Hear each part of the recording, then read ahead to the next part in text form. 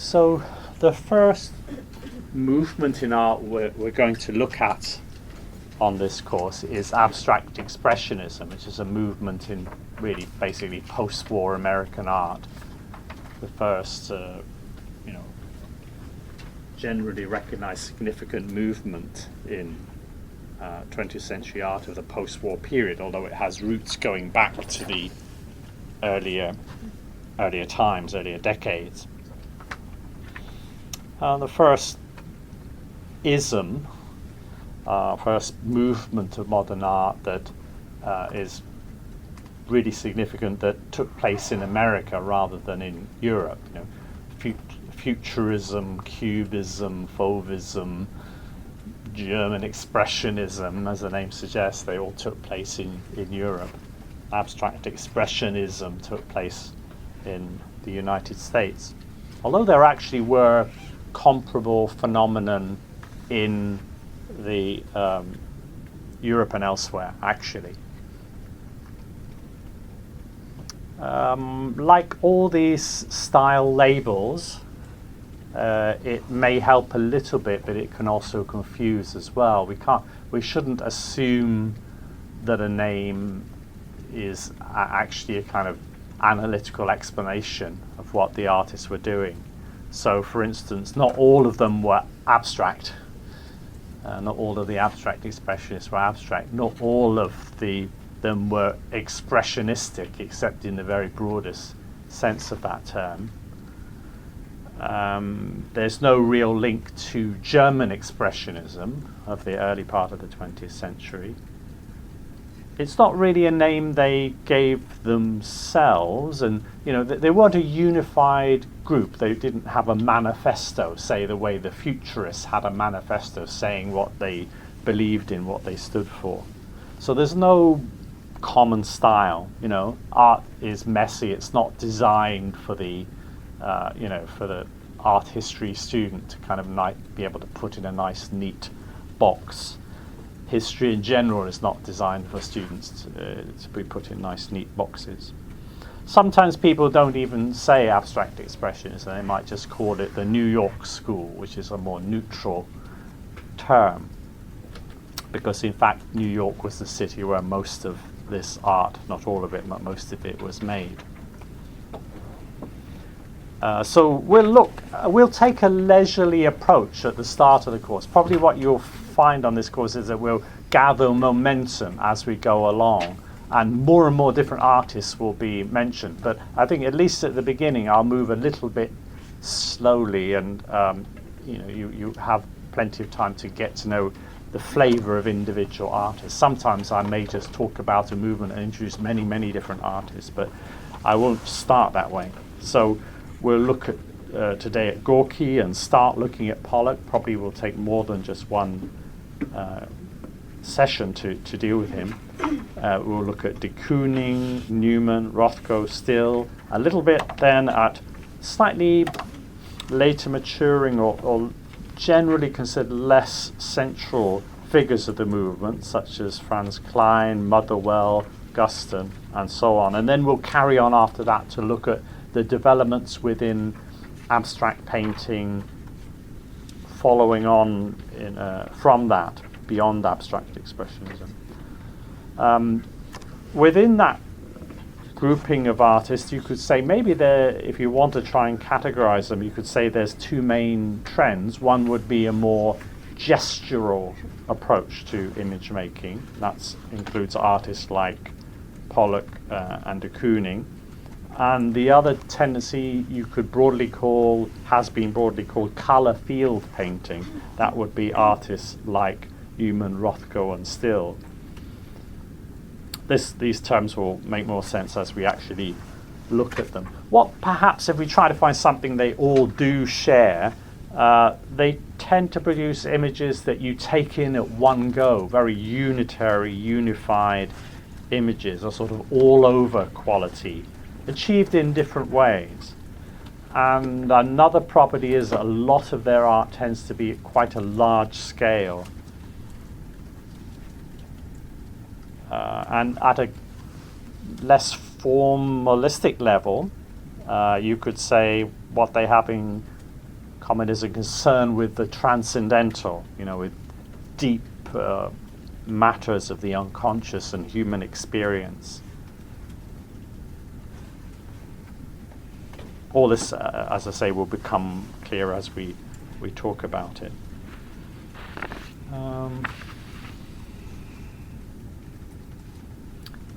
I see abstract expressionism as very much a sort of tentative, exploratory kind of art. Experimental, risk-taking kind of art. It doesn't know where it's going till it finds it. It's really trying to break new ground. It's going where there's no real established path. There's one famous book about abstract expressionism by Irving Standler, which is called The Triumph of American Painting. And it's a very sort of nationalistic notion about American painting, American art taking over from European art as the sort of baton of leading modernism in visual art. And that kind of sense of triumph, of confidence, I think is really not there in the art itself. I'm going to spend a fair bit of time looking at the earlier work by these artists when I present them, because I want to show you how long it took them to find their signature style. One of the interesting things about it is that pretty much all of them, it took them a long time to find their personal breakthrough idiom. They were, sort of approaching middle age, you could say, before they found that. It's a kind of delayed start, really, for all of them. That's really not the case for a lot of other artists. It was a struggle to get beyond the art that already existed and find a way through to something new. Actually, I quite like showing early works of artists anyway, because I think often the influences that have played into their development are more laid bare in their early phase. It's kind of useful as an art historical approach, but particularly in the case of these artists. If you arrive late, you'll find the today's slide sheet will be here. Yeah, this is what you got last week. And another thing, if you arrive late, can you pull the door so it's almost shut, because we're in a part of the campus here where there's a lot of people passing by. There's a corridor outside with a lot of traffic, so we'll get noise coming in if we don't do that. And also, can you arrive on time? Because often important announcements will be given at the beginning, so you could miss something significant if you do come late.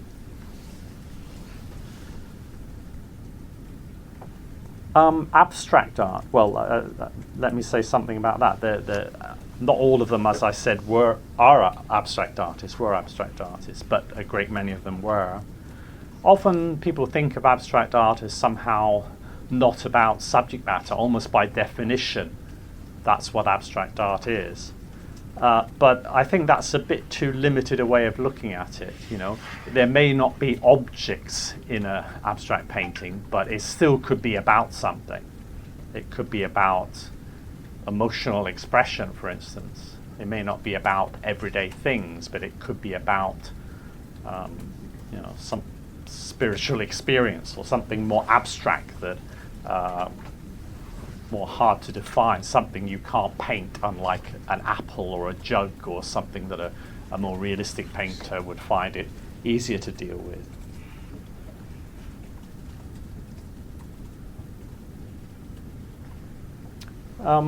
Why New York? Maybe I should say something about that. Well, it's a sort of major city in America, but there's something about the way a lot of European emigres went there during the wartime, with Europe really in terrible turmoil in the Second World War. And even before that, if you were German, you may want to escape from Hitler. From 1933 onwards, he was in power. So a lot of the movers and shakers of the European avant-garde were in New York, and that enables a kind of cross-fertilization. Suddenly you're not in a backwater place anymore. You know, very famous people like André Breton, who's the central figure of surrealism. He's in your city. Great many of these artists were there. Mondrian was there. All sorts of people were there. That's part of the story, but actually a lot of the artists that really interest the Americans didn't leave as emigres. The most important ones are Picasso and Matisse, greatest figures of European painting, most people would say, of the pre-war period. Neither of them went away from France during the war. And even if they were there, maybe they didn't speak English or didn't speak English very well, so maybe you didn't communicate directly with them. So one consequence of that was that sometimes it was the secondary artists who happened to have good English who you would communicate with. And so minor artists or relatively minor artists become more important in the story because they have a role of being translators between cultures.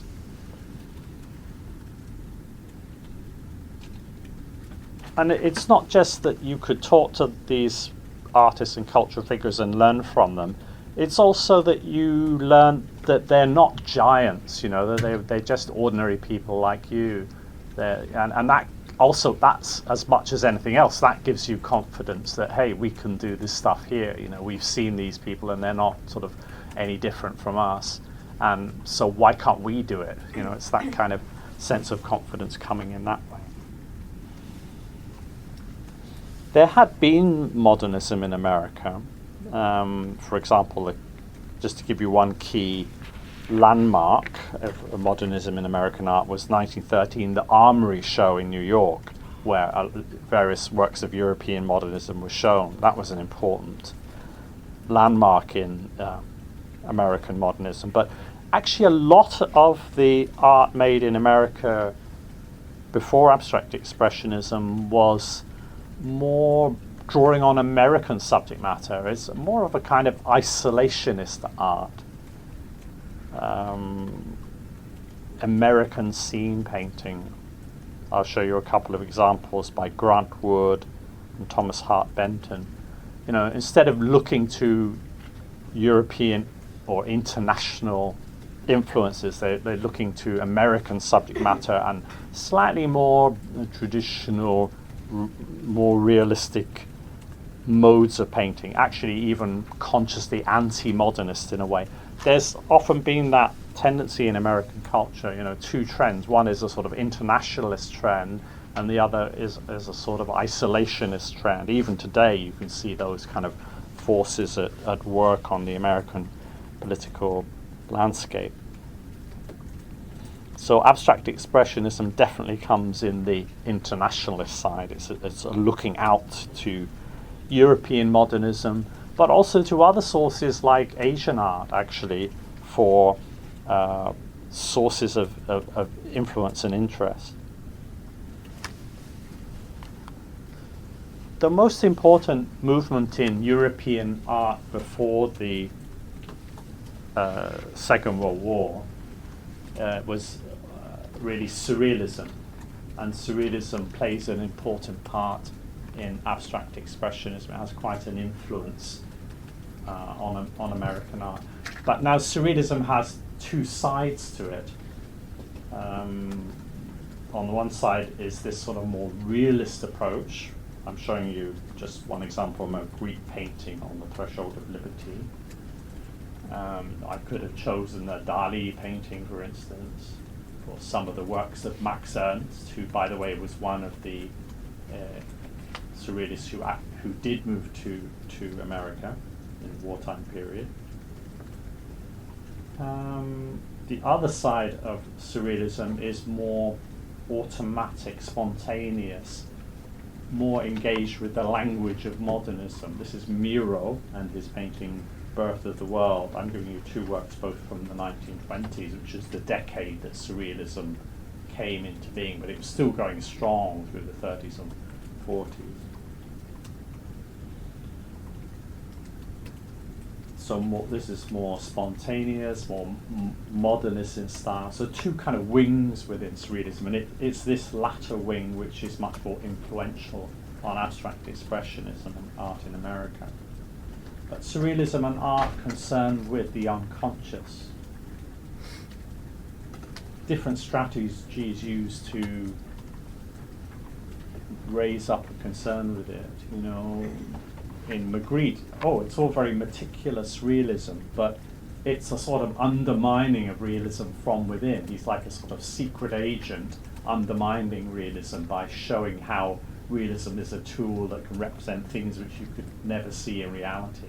It undermines our common sense confidence in reality and the representations we have of it. You know, and the unconscious finds a way to come in, so the canon becomes a sort of phallic symbol pointing towards the female torso, oddly, you know, positioned on the wall, putting different realities together within the same space, clashing, strange poetic sparks being flying around. Miro more going within himself, and you know, Birth of the World is the title. You know, going back to the beginnings of things, and almost going back to an empty canvas and then building up forms from there. Well, macrocosm and microcosm. It could be, we could be looking at cosmological shapes, stars, and comets or moons or something like that, but we could also be looking down a microscope at something really tiny, little unicellular forms, or it could be a sperm. Again, that's like a kind of beginning of life image, you know, the starting points of things. Tiny creatures floating in a watery void or something like that.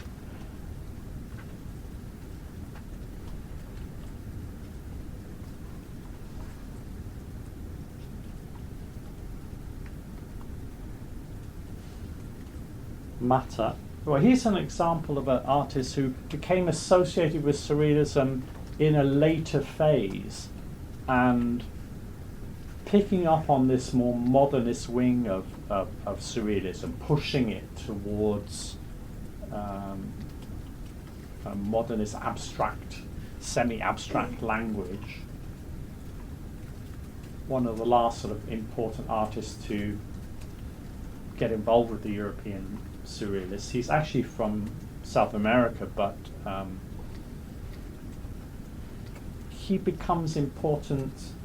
He's not such a famous name as Magritte or Miro, but he becomes important because he's an English speaker. He becomes one of the people who serve as translators, or like a sort of comprador, you could say, between two cultures, explaining Surrealist ideas to the Americans, and giving those ideas through his own filter of his own approach to it. So this more abstracted modernist side of Surrealism, what interests him. Again, it's art that's sort of about inner experience, the sort of swirling amorphous space which you could take as like a space of the mind, if you want. Inscapes is a word he used sometimes to describe these works. Whirling vortexes. He becomes friends with the first artist we're going to talk about, Gorky. So he helps that artist specifically to learn something about the language of Surrealism. So let's look at Gorky in his own right, Ashio Gorky. Perhaps he's one of the first American artists of the abstract expressionist generation to find his own personal style. But as I was saying at the beginning, like a lot of these artists, it takes him quite a while before he does so. Until he finds his own style, he's really close to the style of other artists. You know, the influences are very easy to spot. You know, even you could say sort of embarrassingly easy to spot.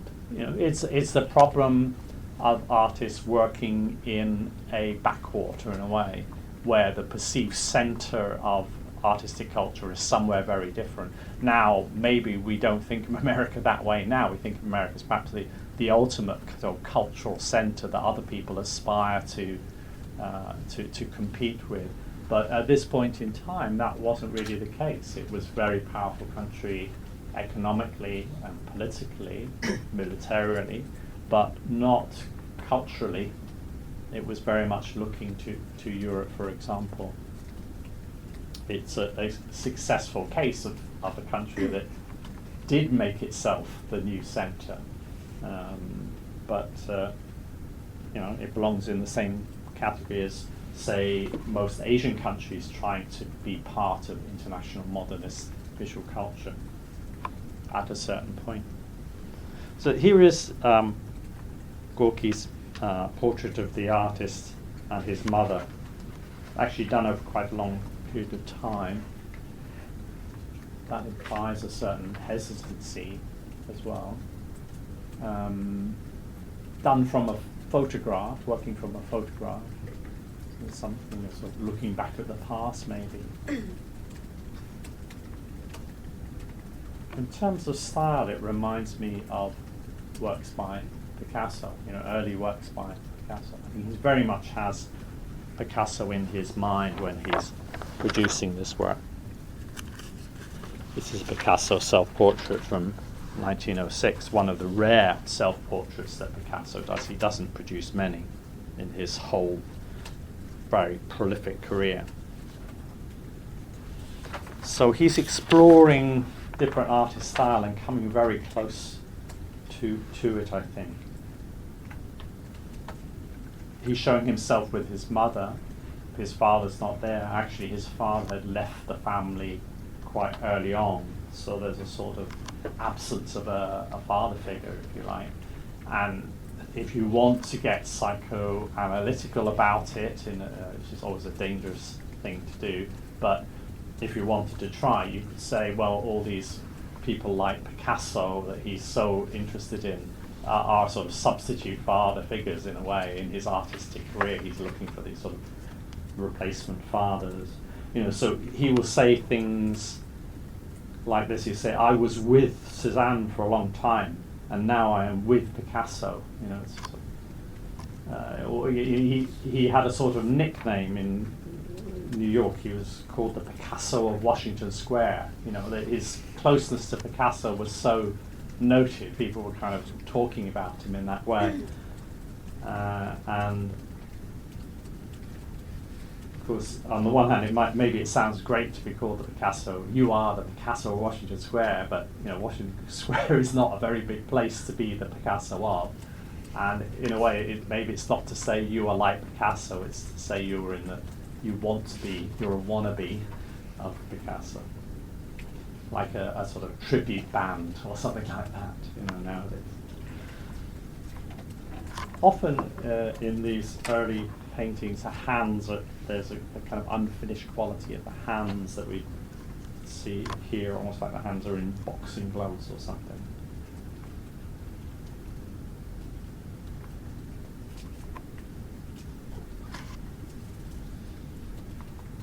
This interest in Picasso stays with him for a while. So, for example, this work, Organization, 1933 to 6. I think it's really very close to Picasso work like this. There are several Picassos I could have chosen. I'm just picking out one, Picasso's Studio, 1927 to 1928. Geometric vocabulary of forms, very pared down. You can't really call it abstract in Picasso's case, because he's never an artist that goes towards abstraction. There's always got to be some starting point in reality. That's why he's not a surrealist as well. He can't start from a dream. He has to start from observation. But this is as close to abstraction as you could get in a Picasso, perhaps. Gorky is more abstracted, but I think we can see how the stylistic language is sort of hard edged pieces of coloured form that make up the image. It's almost like a sort of still life, abstracted still life, really.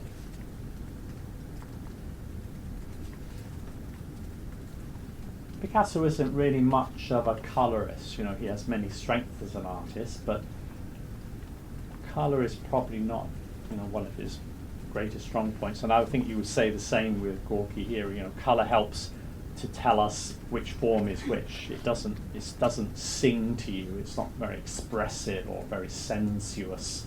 It's not a Matisse-like sensuous quality. It's not a, you know, like an expressive use of color like the German expressionists used. So the influence maybe is of Picasso in his late synthetic cubist phase. We tend to think of artists in terms of generations, and Picasso we think of as, well, we associate him maybe with the early 20th century. The beginning of Cubism is what, 1907, you could say, with the Demoiselle d'Avignon painting, and that's a lot earlier than Gorky is here. But of course Picasso is still alive. He's still making art in the present tense. So it's one of your contemporaries you're competing with. Every year, you know, Picasso's coming out with something new. It's not just what he did before, it's what he's doing now. And Picasso's work is really well documented. So, you know, even if you're in America, you can pick up the Cahiers d'Art magazine and see, oh, this is what he's doing now. So it's Picasso in the present tense. It's not Picasso, some guy in an art history book that you can look at his illustrations.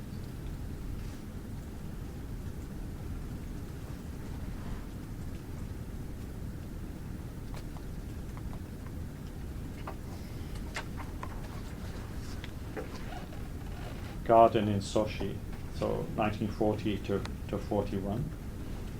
I think he's starting to move beyond, and we're seeing some new influences replacing the influence of Picasso, which really is quite dominant in a work like this. The organic sort of form here, yeah, we're starting to see those kind of forms become quite important. But I think that where they're coming from is really not a Picasso vocabulary, those kind of organic, biomorphic shapes. That's a word we often use for shapes that have association to biological forms. They're not derived from geometry, they're derived from the world of growing things, stylized or distilled. The artist that he's really influenced by now is Miro, the surrealist artist. So surrealism, I'm saying, is this very big influence. Picasso is a giant, you know, you can't avoid it. He's sort of standing there if you want to become a modernist artist. There's Picasso standing in the middle of the road, 20 feet tall, you know, and somehow you've got to get past him if you can. Surrealism is also really big, but maybe there's no one artist in particular you have to deal with. Miro, though, is, as I say, he's engaging with the more modernist side. He has absorbed things from Cubism, therefore from Picasso. Miro and Picasso are both Spaniards. They knew each other. And so, you know, there's already something here that Gorky can relate to. Again, I'm not trying to pick up a particular work and say, oh, Gorky looked at this work and tried to copy it. I'm just giving you examples of Miro's work. And Miro's work can change quite a lot from time to time anyway. He always seems to have this organic sort of biomorphic language, but there are different versions of it. So here is his Dutch interior one, 1928. Here is a slightly later Miro. Sorry, it's the wrong way around in the slide. There's Still Life with Old Shoe, 1937. You know, during the wartime period, he becomes a little bit more realist in a way. Those conditions of war force that upon him. So his style is always shifting around. But I think that's where we get this biomorphic language. And Miro likes to partly colour in he'll define a form, then he'll partly colour it in with one colour, but maybe also with another, as Gorky, a little bit like what Gorky is doing here. Although often Miro does that by overlapping forms, then the different parts of the overlap are coloured in different ways. I think this is the most successful of the Gorky works we've seen so far. There's still very strong influence of another artist in it. It's really a kind of Miro-esque work, and I think everyone would have seen that. He's still in someone's shadow, but I like the sense of negative space. The yellow background works as a positive form within the painting. The balance between form and background, positive and negative, works quite well. It's quite dynamic. He's got things moving around in a way. This is a much more static composition. This is your eyes moving around the painting in an interesting way. Background, like here, background sort of takes over the foreground. It sort of comes, almost seems to come in front of the form. So things are kind of interlocked. The forms speak to one another. They dialogue with one another in an interesting way. He's using the visual language in a more adept way, I would want to say. Sochi, the word in the title, I guess a lot of people would know that's a city on the Black Sea coast in Russia, where the Winter Olympics was held not that long ago. That's probably the most famous thing that's happened in Sochi recently. Like so many artists in America, the whole country is a kind of immigrant country. Almost everyone has come from somewhere or has ancestors who came from somewhere. That's the nature of the country. And in the 20th century, the whole world is starting to become more and more a world of migrancy. Anyway, that whole process is stepping up. Today it's a major theme in Europe, for instance, the question of migrants. Even within a country like China, there's massive kind of internal migrancy going on. So it's one of the themes of modernity, and it's not surprising that artists are part of that story as well. And that creates interesting situations, people coming from one place to another, bringing their culture into a new environment. It's often the outsider or the emigre that will notice certain things, like the Indians from Uganda that were displaced by Idi Amin and came to England at a certain point, and then they realized, hey, why do all these English close down their shops at 5:30 when they don't even get off work till 5:30 anyway? We'll open our shops till 10 p.m. and we'll make loads of money, like we did back in Uganda or whatever. So, all sorts of situations you can notice something as an emigre. You have two cultures, you have possibility. So a lot of the interesting art is made by people who are displaced in one way or another. Even Picasso, you could say, he's a Spanish artist living in France. It's kind of they're neighboring countries, but still there's some kind of crossing of boundaries going on there. It's really part of modern experience. So here is an artist from Armenian background in America, and a title like Garden in Sochi is a sort of nostalgic reference back to his part of the world. Somewhere in here is looking back, just like this work from a photograph is a looking back to sort of thinking about him and his mother when he was younger or something like that. So perhaps emigres are particularly prone to that kind of nostalgia, but certainly we see that. Maybe stay with us just a little bit longer.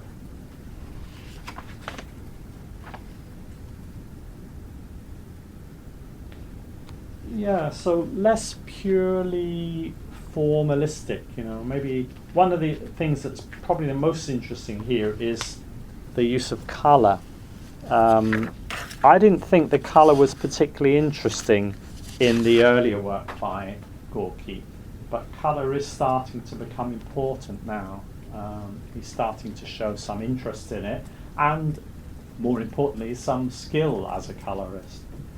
This is really kind of a range of colour that's very different from those you'd find in a Picasso work. So he's really marking out a distance from Picasso style, and also this sort of looseness of touch. It's really a different vocabulary, and that looseness of touch is even more evident in this 1944 work. The liver is the coxcomb. And the titles are kind of interesting in a way, because that title itself is about transformation, one thing becoming another.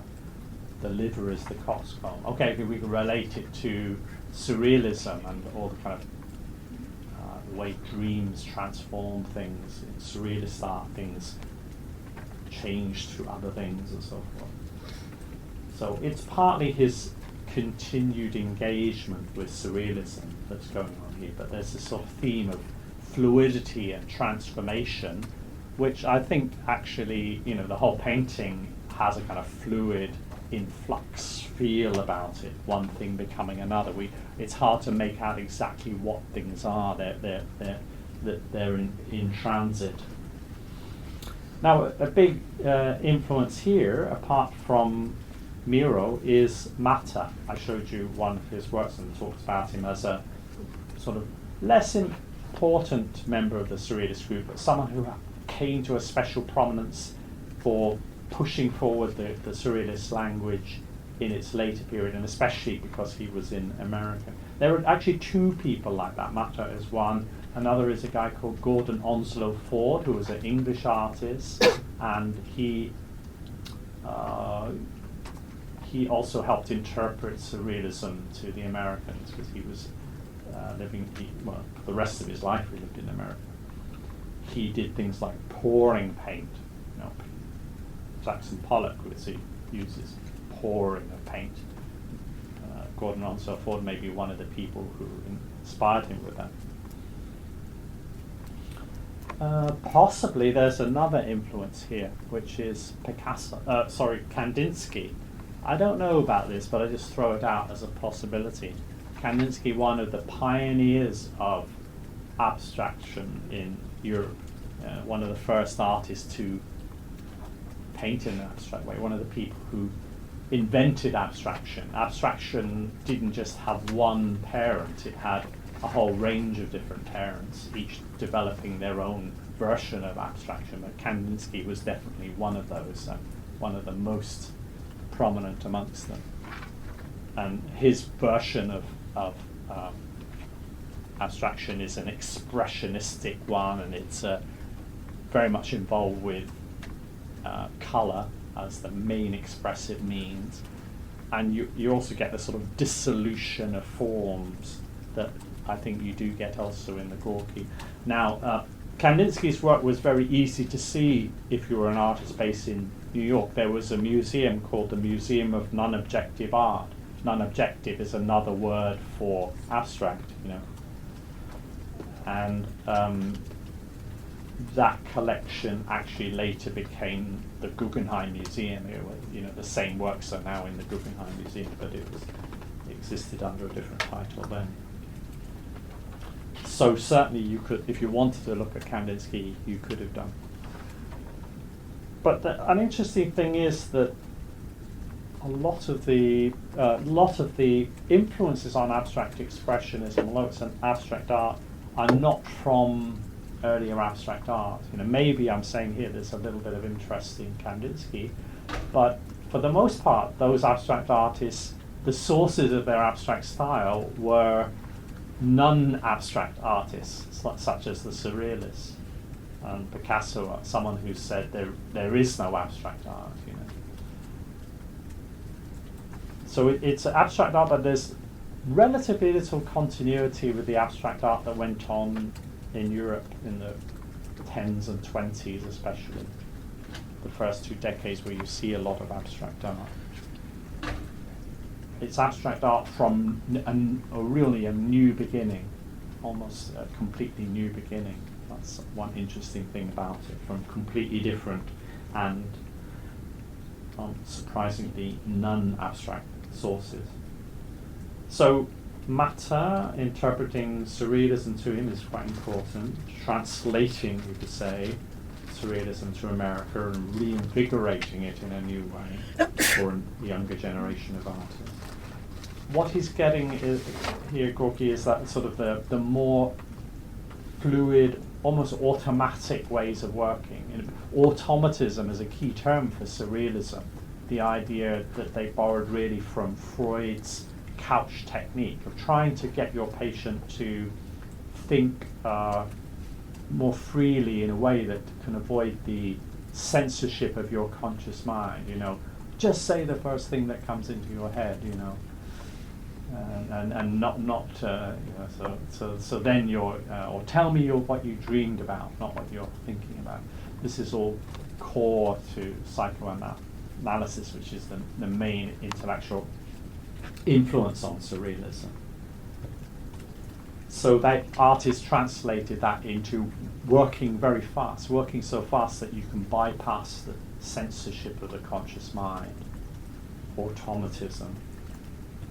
And Gorky's picking up on this through matter. Remember that they're friends. So matter encouraged him to use more thinned paint, more liquid paint, even letting paint that can drip, maybe mixing turpentine in with the oil paint. There's still a sense of space in these paintings, but you also have a sense of him organizing things on a two-dimensional surface. There's more sense of surface, I would say, than in Matter's work. There is a difference between the two of them. Colour is really quite important now, and I think he's quite successful now as a colourist in an area that he wasn't succeeding actually in his early work. The colour wasn't important, and now it's become quite important. This is what I mean by a sort of the difficult route to a breakthrough. Sometimes someone, and we can gain some lesson from this in our own lives. Maybe the very thing you didn't seem to be good at later turns out to be the thing you were really, really important at. Don't give up. Keep pushing, and eventually you find that you get through, and where you get through to maybe somewhere a little bit surprising even to you. Another artist, I would say almost the same thing, is Rothko. When we get to him, I can say the same thing, that he's above everything known as a colorist. And yet if you look at his early work, to me, really, then not only do I generally not like his early works, I particularly don't like his use of color. It particularly doesn't seem to inspire me. Not everyone would agree, but that's my view. And yet, at a certain point, he finds a kind of a doorway through to another style that lets the color come out. You could almost imagine, what if he didn't see that little door, and just walk past it? You've got to be careful that you don't miss the opportunities. So color, well, that's very important, but also line. There's quite an interesting kind of organic kind of forms defined by line. His drawings are quite interesting. Sometimes his drawings look very close to those of Matter. Probably they're closer in their drawings than they are in their paintings. Sometimes his drawings are from reality, from landscape and so forth. Different things going on. So not just surrealist sources, other things. There's a kind of landscapey quality sometimes in the work, but I think you also want to see this as body imagery, don't you? It's kind of, the title is asking you to think about that as well. It's bodies, but not bodies seen from the outside necessarily. It's bodies it's kind of flesh opened up in a way, so internal organs, viscera, maybe some sexual associations, very stylized, so nothing is very overt, but all these things are in there somewhere. It's difficult to pin down. Maybe a sense of violence, of dismemberment.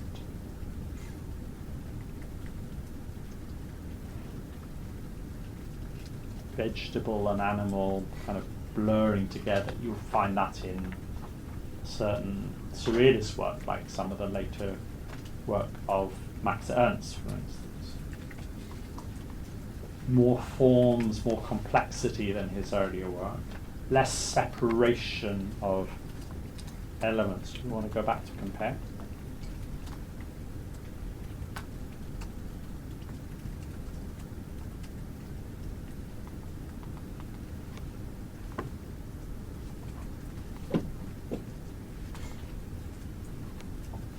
Agony. Well, this implies some kind of expressive content, doesn't it? If you title something agony. Why do people paint in an abstract way? Well, because there's many things in life that realism can't help you with. Realism is particularly inadequate for expressing emotion. Like this would be expressing pain, agony. What you can't put pain on a table in front of you and carefully make a nice detailed shaded drawing of how the light falls on that pain. Make sure you get the contours correct from how it looks from your viewpoint. It's even absurd to think of that. So what kind of language can you use? You're going to have to use some kind of abstracted or expressive language to come to terms with internal experience in that way. There's so much about human experience that realism is inadequate to. It's just one style by this point in time. Realism is one style. It's good for certain things, but it doesn't rule. It's not the only way.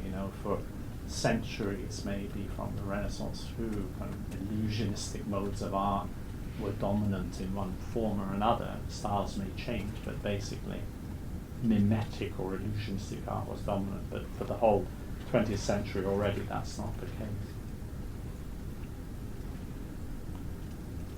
I haven't got a comparison slide to show you, but some of these works could be related to those of the minor surrealist painter called Tanguy, T-A-N-G-U-Y.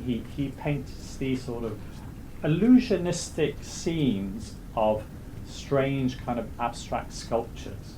He wasn't a sculptor, but he was sort of a painter of sculptures. Picasso also made drawings of surrealistic looking sculptures. There's a little bit of a similarity to that there.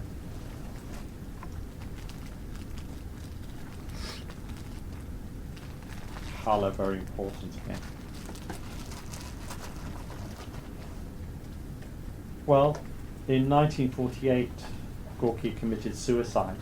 As an artist, he seemed to be doing really well.